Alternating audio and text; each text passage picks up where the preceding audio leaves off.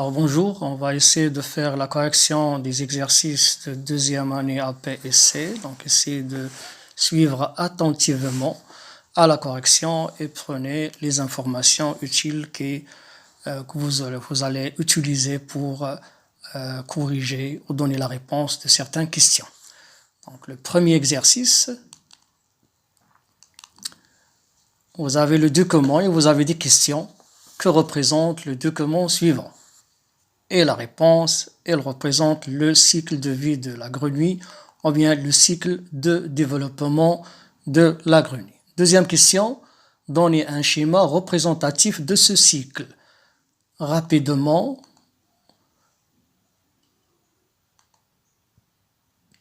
alors voilà, donnez un schéma représentatif de ce cycle. Voilà, le voilà. Et on va essayer de mettre à chaque stade le nom convenable. Donc, vous pouvez commencer par n'importe quelle étape. Donc, par exemple, on va commencer par exemple par les œufs. Voilà, les œufs qui vont écloser pour donner une larve. Celle-ci va se développer pour donner un petit tétard. Donc, voilà, qui va s'agrandir ce tétard. Donc, il est tout à fait différent de la grenouille adulte.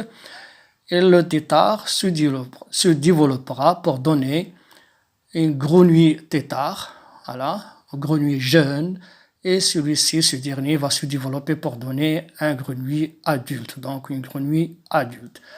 Et le cycle se fermera, donc vous pouvez commencer par quelle étape. Et vous pouvez remarquer que le développement, il est indirect parce qu'il contient le stade larvaire. Donc, troisième question, en déduire le type 2. Donc, voilà, petit a, l'accouplement. Donc, il y a réalisation de l'accouplement entre le mâle et la femelle. Petit b, la fécondation. Donc, la fécondation se fait dans l'eau. Donc, la fécondation se fait à l'extérieur des voies génitales femelles. Donc, il est externe. Et petit c,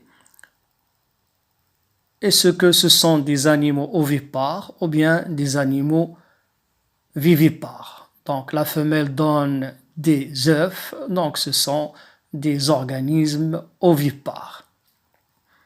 Ouais, et troisième proposition, bien quatrième proposition, si vous voulez, concerne le développement. Donc dans le cycle, on remarque l'existence d'un stade larvaire. Donc le tétard ne ressemble pas à l'adulte, au moins il doit exister un stade larvaire dans lequel l'individu ne ressemble pas à l'adulte et on déduira que c'est un cycle, bien c'est un développement indirect. La dernière, c'est comparer la respiration entre le tétard et la grenouille adulte. Donc le tétard respire dans l'eau, donc il utilise des branchies, on dit de respiration branchiale à l'aide des fentes branchiales, alors que la grenouille adulte respire dans l'air par des poumons ou bien par la peau. Donc ceci, c'est le premier exercice. Donc on passe à la correction de deuxième exercice. Alors vous avez devant vous le document suivant. Donc la question, c'est quel est le type de pollinisation?